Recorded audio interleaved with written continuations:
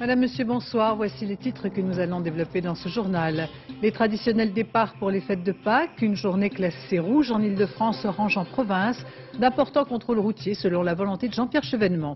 Et puis du côté des aéroports, la quasi-totalité des vols d'Air Liberté vers la province annulés en raison du mouvement de grève des salariés, alors que la compagnie est à vendre. Mortelle randonnée en Savoie, un jeune scout de 17 ans se tue dans une zone escarpée. Le chef de patrouille des scouts d'Europe a été mis en examen. Au Zimbabwe, cette marche pour la paix, tout faire pour sortir de la spirale de la violence. Reportage dans ce journal sur ces vétérans de la guerre d'indépendance qui occupent des fermes appartenant à des Blancs. Le héros est fatigué, mais Joe Le Guen se dit prêt à repartir. Pourtant, le navigateur breton a perdu 8 orteils dans l'aventure. Il est arrivé ce matin à Paris.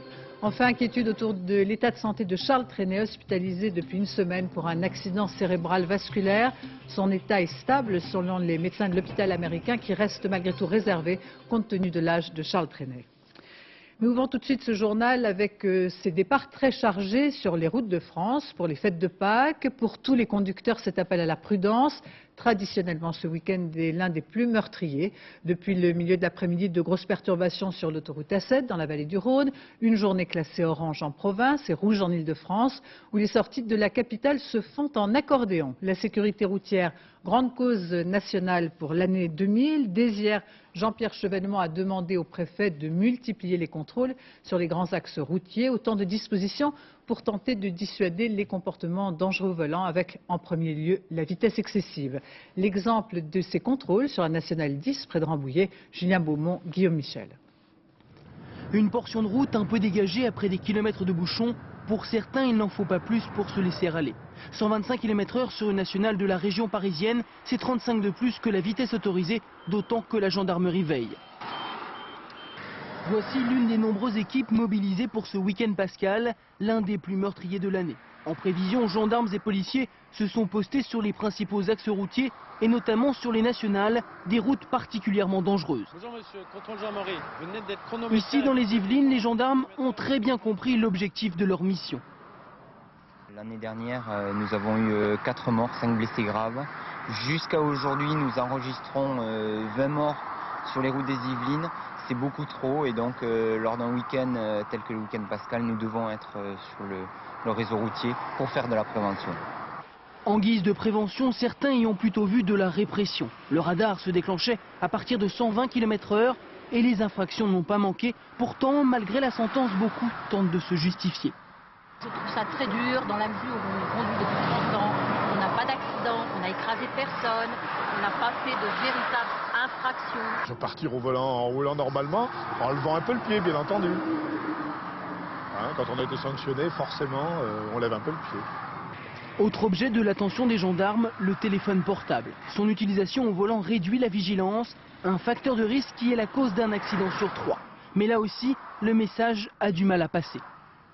Ça fait déjà longtemps que je conduis avec un téléphone, donc en fait, j'ai un peu l'habitude de conduire en téléphonant, mais ouais, c'est vrai, ce week-end, c'était peut-être plus important que les autres jours, effectivement.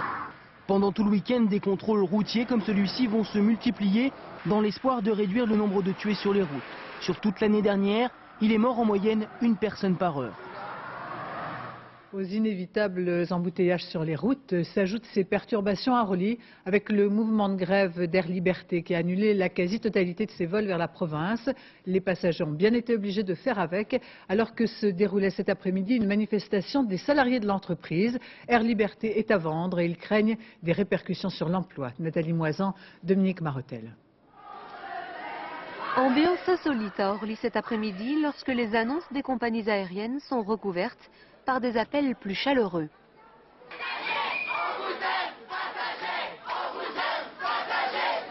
Les salariés en grève d'Air Liberté ont beau défiler au milieu des voyageurs, leurs déclarations enthousiastes ne semblent pas convaincre les passagers refoulés au guichet pour cause de vols annulés. J'ai pas de vol, donc je vais sur Air France. Voilà, je vais à Bordeaux et j'ai pas de vol. C'est tout. C'est une grosse difficulté, mais enfin bon, on assume. Mésaventure partagée par d'autres, selon la compagnie, 70 à 80% des vols étaient supprimés aujourd'hui. Les salariés s'inquiètent des conséquences de la vente de leur compagnie. British Airways sifflé, l'actuel propriétaire d'Air Liberté a en effet décidé de s'en débarrasser. Et depuis hier, ne discute plus qu'avec Swissair, déjà propriétaire d'AOM et d'Air Littoral. L'offre d'Air France, qui a de toute évidence la préférence des salariés, a été écartée. On réunit actuellement 3 compagnies qui ont un réseau certes complémentaire mais avec nombre d'escales communes. Donc il y a évidemment nombreux postes qui risquent d'être supprimés. On s'arrangera beaucoup plus avec Air France puisque Air France a une politique sociale que l'on connaît, une politique sociale qui respecte le salarié, ce qui n'est pas le cas forcément de l'entreprise Swissair. Des syndicats qui redoutent entre 1500 et 2000 suppressions d'emplois. Swissair ne confirme pas ces chiffres, mais il aura de toute façon fort à faire pour redresser Air Liberté, dont les pertes l'an dernier s'élevaient à 300 millions de francs. Pour Air France, cet accord présente bien des dangers. 7 ans après l'ouverture du ciel français à la concurrence, la compagnie serait seule face au regroupement de tous ses concurrents. Après avoir acheté Nissan, Renault s'offre la société Samsung Motors. Un accord est intervenu en toute fin de journée entre les créanciers de cette société sud-coréenne en faillite et le constructeur automobile français. Luc Baziza. Décidément, certains cœurs battent très fort quand on leur parle de mariage. Celui de Renault prend un nouvel engagement, cette fois avec le coréen Samsung. Dans le panier de la mariée, des bonnes et des mauvaises surprises. Samsung Motors, placé sous contrôle judiciaire depuis juillet dernier, affiche un sérieux handicap avec 22 milliards de francs de dette. De son côté, Renault apporte 3 milliards 300 millions de francs, mais pas question d'effacer l'ardoise. Cette somme devrait uniquement servir à reprendre les actifs du constructeur coréen. Samsung a quand même de quoi séduire le français avec une usine à Busan en Corée, un centre de recherche et développement, 2000 salariés que Renault s'engage à reprendre intégralement et bien sûr le droit d'utiliser la marque Samsung. Actuellement, l'usine coréenne est en quasi-sommeil. Le constructeur français espère bien la réveiller en y produisant aussi des Renault et des Nissan. Il est en tout cas le premier étranger à pénétrer sur ce marché sud-coréen, le deuxième d'Asie, où il espère prendre 10 à 15% des ventes. Un moyen de doubler les chiffres de l'alliance Renault-Nissan en Asie hors Japon. En moins d'un an, Renault a multiplié ses conquêtes avec le japonais Nissan, le roumain Dacia et cette fois le coréen Samsung. Mais pour celui-ci, il faut encore attendre l'accord de ses créanciers lundi prochain pour officialiser l'union. À Nice, enfin, la distribution du courrier, ou du moins des premières piles de ce million au moins de plis ou de lettres en souffrance. Chacun retrouve ses marques, comme nous le montre ce reportage d'Elsa Palot et d'Olivier Théran. Le soulagement est évident. Après 39 jours sans courrier, les Niçois retrouvent le sourire, leurs facteurs, leurs lettres, mais les réactions sont partagées. On est content. S'ils ont eu gain de cause, ça va. J'aurais mieux aimé le revoir un peu plus tôt. Vous l'aimez bien le facteur? Oui, je l'aime bien, sauf quand il fait grève. Parce qu'on est en période de bilan et que ça nous perturbe beaucoup. Le fait que ça recommence aujourd'hui, c'était vraiment... C'est un soulagement, c'est même une nécessité, je dirais. Et pour retrouver les bonnes grâces des Niçois, il va falloir mettre les bouchées doubles. Double tournée, double travail. Plus d'1 million de lettres et de colis se sont accumulés dans les centres de tri. Il faudra plus de 15 jours pour revenir à la normale. Mais ce matin, malgré l'ampleur de la tâche, beaucoup de postiers étaient eux aussi soulagés. On est content pour tout le monde, pour les usagers, pour les entreprises, pour nous, parce que ça devenait un conflit long et même pour nous, les nerfs et la tension, on était au bout, quoi. Donc voilà, tout le monde est content, on a obtenu ce qu'on voulait, et donc tout va bien. Un samedi de repos sur 2 garanti, des créations de postes, les facteurs niçois ont en effet obtenu gain de cause. Mais la plupart des jours de grève ne seront pas payés, beaucoup comptent donc sur les heures supplémentaires. Malgré tout, le conflit niçois pourrait faire des émules. Dès mardi prochain, la CGT appelle à la grève dans 17 bureaux de poste des Bouches-du-Rhône. Au chapitre judiciaire dans l'affaire de l'AMNEF, un troisième responsable socialiste a été mis en examen. Il s'agit de Pascal Beau, qui est délégué à la politique de la santé au PS et président de l'Observatoire européen de la protection sociale. La commissaire divisionnaire Brigitte Henry a finalement été libérée ce matin.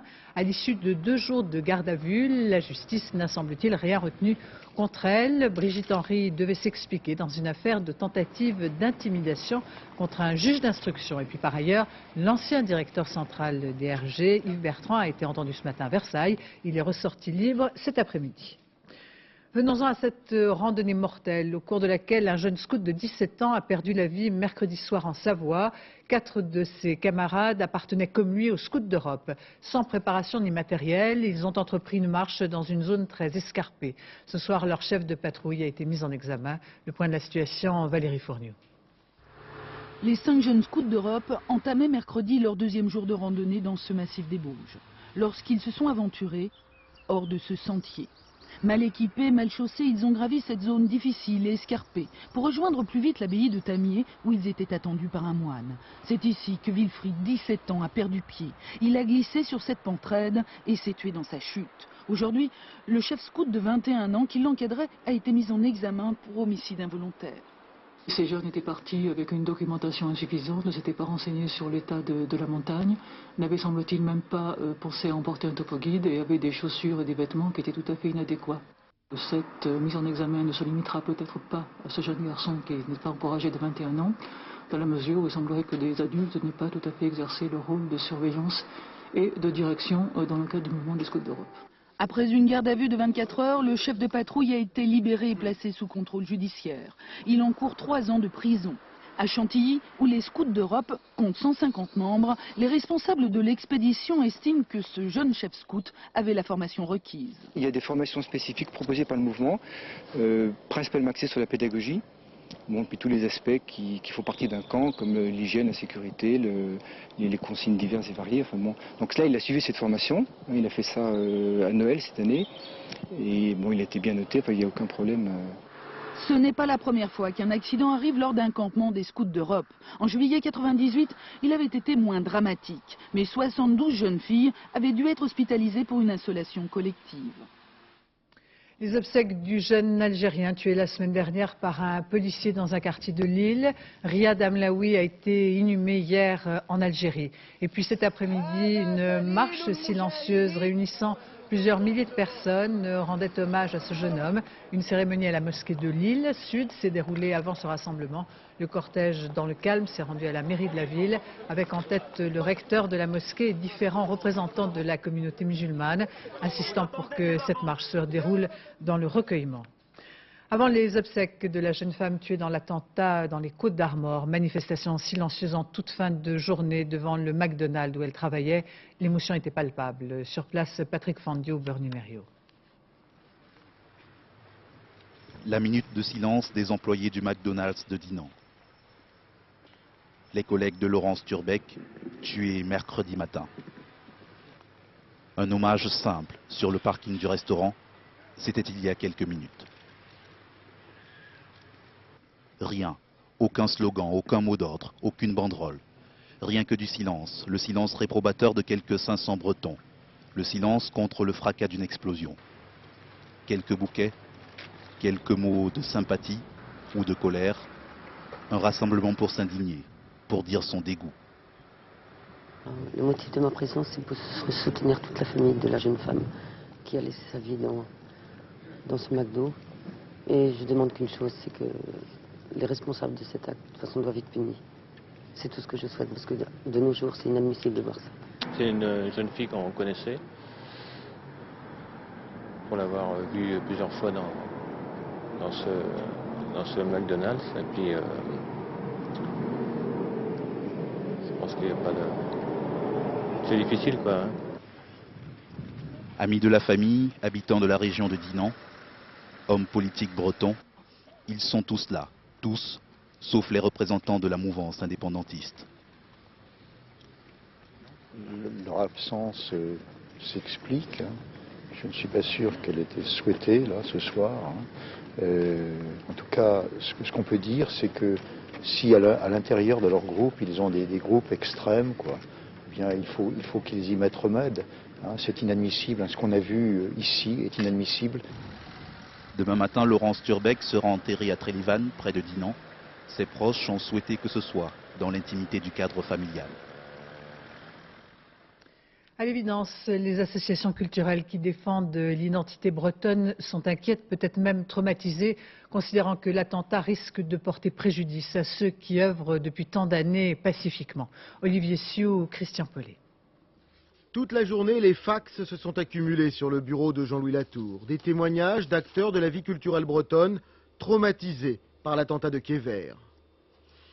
Un peu partout, des personnes connues pour leur engagement breton se font critiquer et prendre à partie dans leur entourage ou leur lieu de travail. Tous redoutent surtout d'éventuelles répercussions sur le soutien des pouvoirs publics à leur encontre. Il risque d'y avoir une certaine méfiance, de dire, bah oui, mais ces gens-là, par l'action culturelle qu'ils mènent, finalement, ils ne se rendent pas compte que ça peut susciter chez certains un peu fragiles, un peu égarés, des réactions comme celles que l'on vient de vivre. En cette période de vacances scolaires, le lycée bilingue d'Iwan de Carhaix est désert. Seule veille au grain, la directrice de l'établissement, Nadine Urvois, reste vigilante face à certains raccourcis faciles. C'est pas parce qu'on suit un enseignement en breton depuis la maternelle qu'on devient systématiquement un poseur de bombes. Bien au contraire, les gens qui sont à Diwan connaissent bien leur histoire, connaissent bien leurs racines, la langue bretonne, donc c'est pas du tout la politique de Diwan. Certains, comme le chanteur bretonnant Éric Marchand, se reconnaissent pourtant une part de mauvaise conscience. Ma foi, il est possible qu'on puisse considérer en se réveillant le matin qu'on a une toute petite part de responsabilité parce qu'on n'a peut-être pas dit assez haut, quoi qu'on l'ait fait, que la différence entre culture et idéologie est quelque chose de déterminant. Depuis 20 ans, le renouveau culturel breton s'est voulu en rupture avec un certain nationalisme passé. Et si Carhaix est fier de sa Ti Arvro, la maison du pays, pour l'immense majorité des Bretons, c'est une question de fidélité à une culture longtemps méprisée et certainement pas un reniement de la France. L'attentat de Quai Vert n'en est ici que plus douloureusement ressenti. En ce vendredi saint, le pape Jean-Paul II a présidé la liturgie dans la basilique Saint-Pierre de Rome de la Passion du Christ. Selon la tradition, il n'a pas béni les fidèles en signe de deuil pour l'Église, ni prononcé d'homélie, mais à genoux, le Saint-Père s'est recueilli devant la croix. Ce matin, il a confessé pendant 1 heure une vingtaine de catholiques venus de différents pays. Et dans la soirée, Jean-Paul II présidera le chemin de croix au Colisée devant plus de 100 000 pèlerins. Les paroisses catholiques un peu partout dans le monde commémorent aujourd'hui donc la Passion et la mort du Christ. Différentes processions avec à Paris le traditionnel chemin de croix du cardinal Lustiger de la butte Montmartre à la basilique du Sacré-Cœur. Anne Guéry, Gilles Barret. Ce fut un moment de ferveur religieuse et de méditation. Ce matin, au pied de la butte Montmartre, les touristes avaient cédé la place aux croyants. Au nom du Père et du Fils et du Saint-Esprit. Amen. Comme tous les ans, des milliers de fidèles se sont rassemblés autour de Monseigneur Lustiger afin de commémorer la mort de Jésus sur la croix. Une célébration traditionnelle en ce vendredi saint, et pourtant, ce chemin de croix version année 2000 avait pour les chrétiens une importance particulière. Jamais dans l'histoire des hommes, une époque a eu en main autant d'atouts et autant d'armes dangereuses. Alors c'est donc un grand moment de l'histoire des hommes, il ne faut pas le manquer. Est-ce un hasard de date ou bien un miracle? Chacun y verra ce qu'il voudra. À Jérusalem, pour la première fois, les pèlerins se sont mélangés aux juifs religieux qui célébraient le même jour la Pâque juive. Les uns rejoignaient la basilique, les autres revenaient du mur des lamentations, tous avec la même ferveur. Une ferveur qui en Espagne a conduit au non moins traditionnel débordement. Lors d'une procession à Séville, un homme aurait menacé la foule avec un couteau. Mouvement de panique, bousculade, 50 personnes ont été blessées, certaines ont dû être hospitalisées. Quand la foi bascule dans l'hystérie. Aux Philippines, 11 hommes se sont fait crucifier, pieds et mains enfoncés sur la croix avec de vrais clous. La scène a effrayé l'Église catholique, l'Église qui condamne ce rituel depuis près de 20 ans, mais en vain. L'actualité internationale avec au Zimbabwe cette réunion des différents chefs d'État, réunion en sommet à Victoria Falls, qui ont bien évidemment évoqué la situation de violence dans le pays. Au moment même dans la capitale, cette marche pour la paix à Harare, quelques 2000 personnes qui espèrent que la crise actuelle pourra se dénouer au plus vite. Il est vrai que dans le pays, la situation reste extrêmement tendue, opposant les fermiers blancs aux squatteurs de la guérilla indépendantiste. Nos envoyés spéciaux Bernard Lebrun et Gilles Jacquier ont rencontré ces vétérans de la guerre d'indépendance qui occupent une grande plantation blanche depuis maintenant 2 mois. Ils expliquent leurs raisons. Un camp de squatteurs, cela ressemble à ça. Voici notre coin, dit ce vétéran de la guerre contre la Rhodésie, fini depuis 20 ans. Une toile de tente, un peu de nourriture et une citerne à eau. Ils sont 5 à camper ici depuis 2 mois. Ils ont la quarantaine, sont au chômage et n'ont rien à perdre. Face à la toile de tente, une ferme de plusieurs centaines d'hectares, ou plutôt une plantation de tabac. Bref, un domaine que ces propriétaires hollandais ont quitté il y a 8 jours. Mais leurs ouvriers agricoles, eux, sont restés. Pour l'instant, il n'y a eu ni pillage ni agression. D'ailleurs, au début, cela s'est plutôt bien passé. Le fermier nous a donné la tente. Nous avons demandé des toilettes. Il nous a dit qu'il y avait la brousse pour ça. Mais nous, on ne veut pas retourner en arrière. Ce que nous voulons, ce sont des terres. Vendredi saint et jour férié au Zimbabwe. Devant la ferme, les vétérans ont convoqué les habitants pour une grand-messe politique. Une seule référence, un seul choix, le ZANU-PF, parti de l'inamovible président Robert Mugabe. Ici, pas de débat, mais des slogans pour la réforme agraire, pour l'attribution de 20 hectares par habitant et des menaces. S'ils ne donnent pas les terres, ce sera la guerre. Vive Mugabe et à bas les oppresseurs.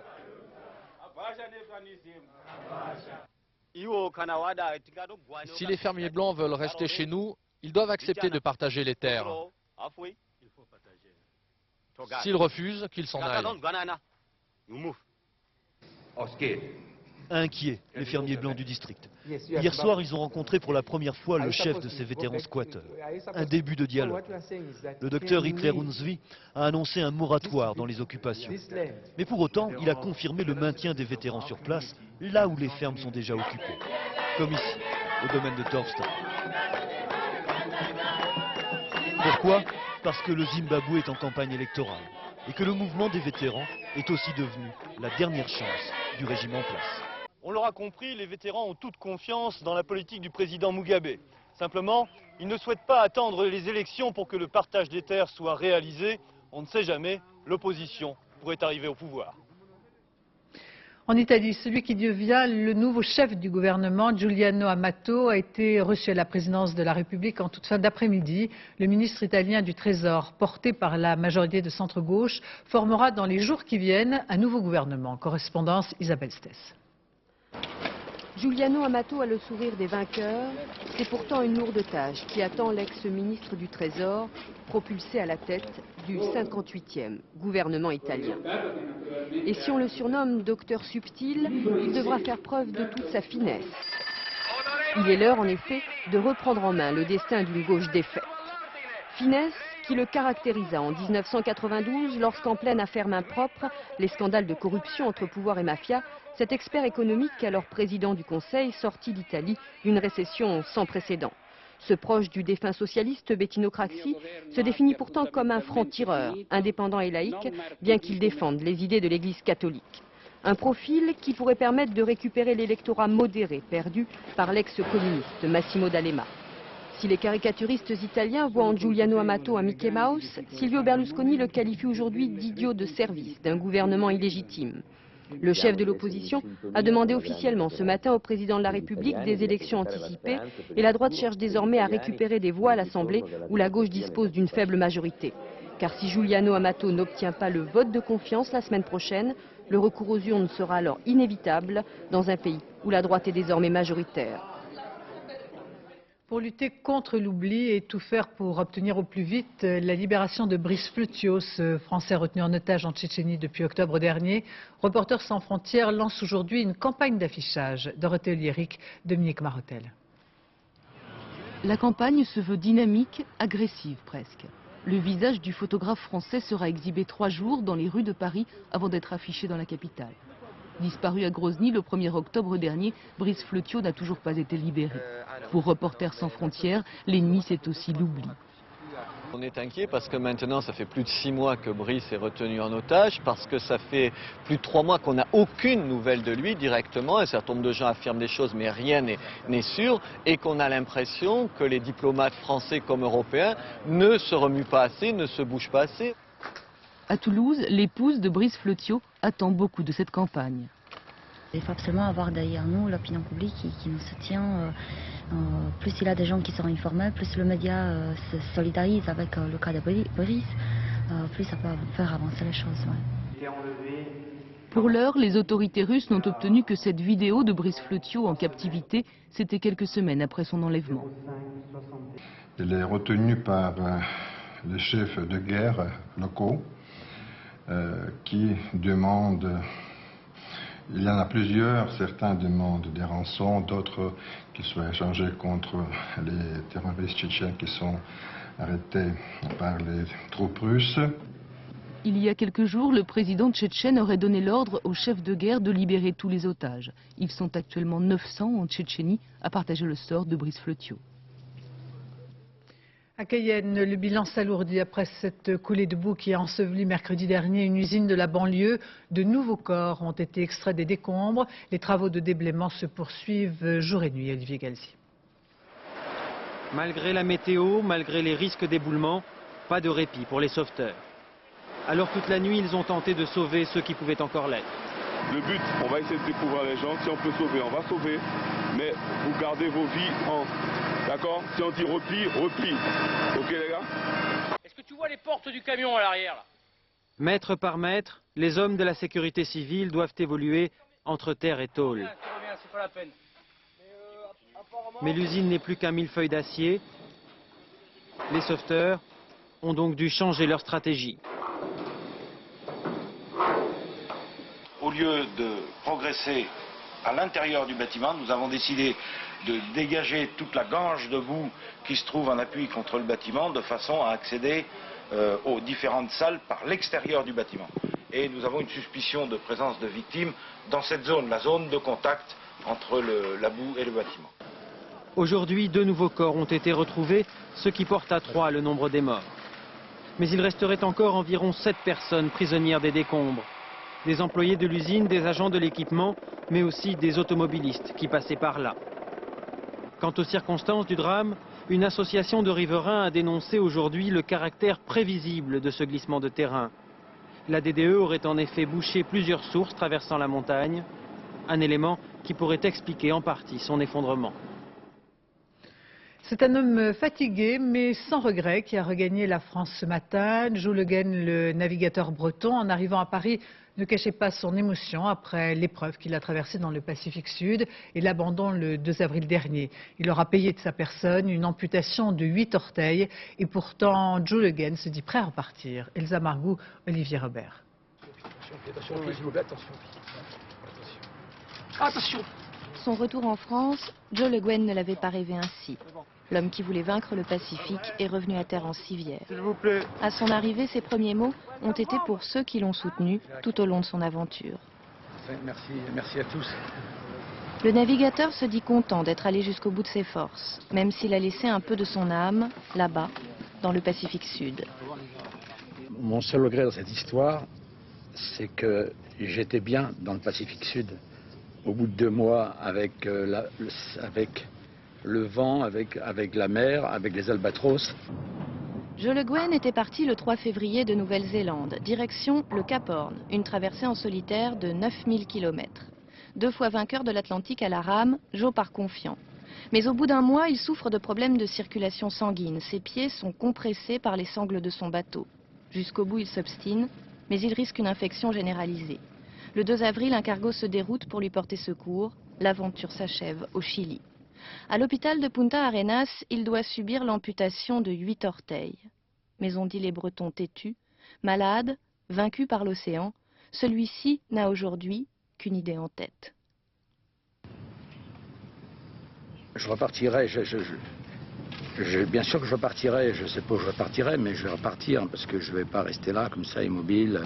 Joe Le Guen voulait alerter l'opinion sur la pollution des mers, un engagement personnel, sans sponsor, avec pour seul financement la vente d'un CD. Il lui manque aujourd'hui 600 000 francs pour rembourser ses dettes et son bateau. Abandonné dans le Pacifique, le Keep It Blue poursuit toujours sa course, quelque part sur l'océan. Je vous le disais en titre dans ce journal, l'inquiétude autour de l'état de santé de Charles Trenet qui a été hospitalisé après un accident cérébral vasculaire. Nous rejoignons tout de suite devant l'hôpital américain Antoine Cormery. Évidemment, l'émotion est là. Quelles sont les dernières informations concernant les pronostics des médecins ?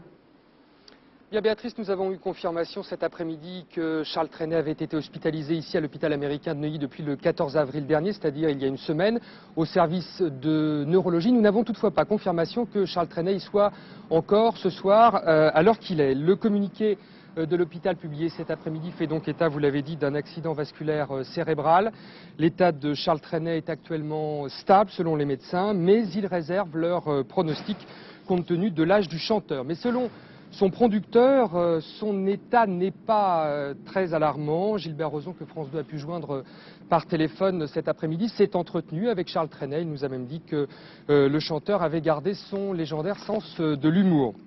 Charles Trenet qui doit fêter ses 87 ans le 18 mai prochain, s'était produit récemment encore en concert, c'était à Paris à la salle Pleyel au mois de novembre.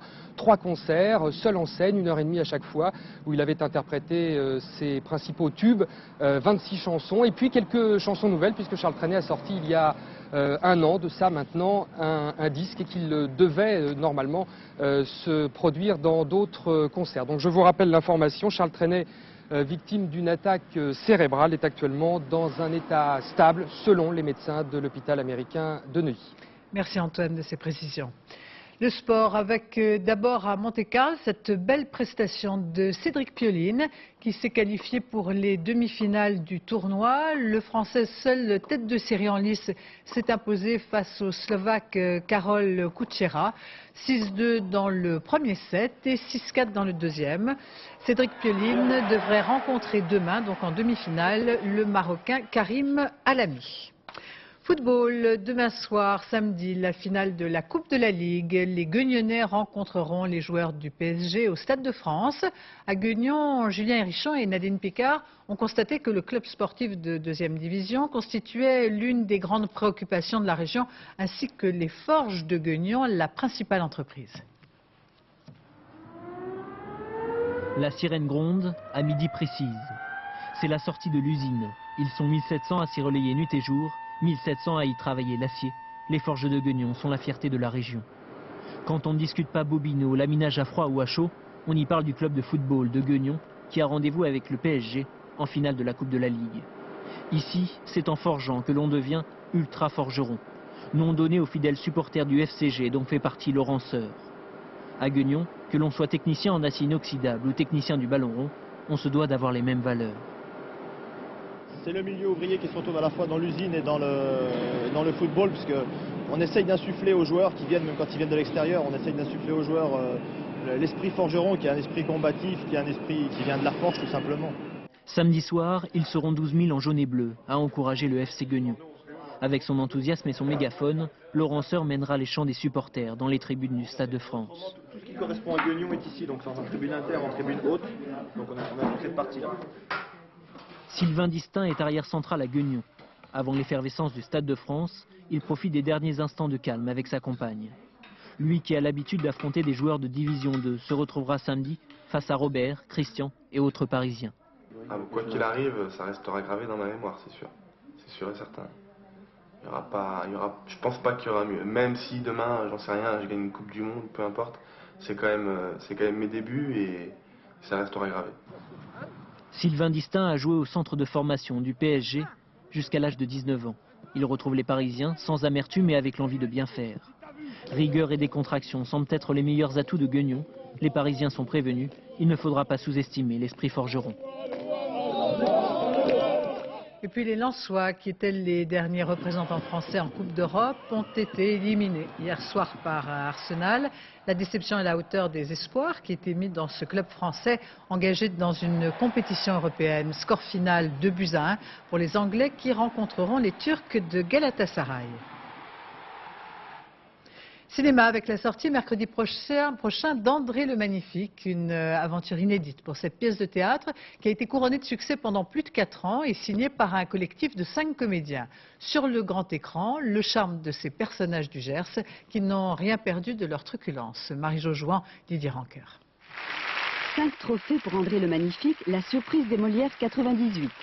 Au départ, 5 comédiens fous d'improvisation et d'autodérision qui mettent tout en commun. Résultat, un scénario collectif qui sent bon le sud-ouest et l'amitié.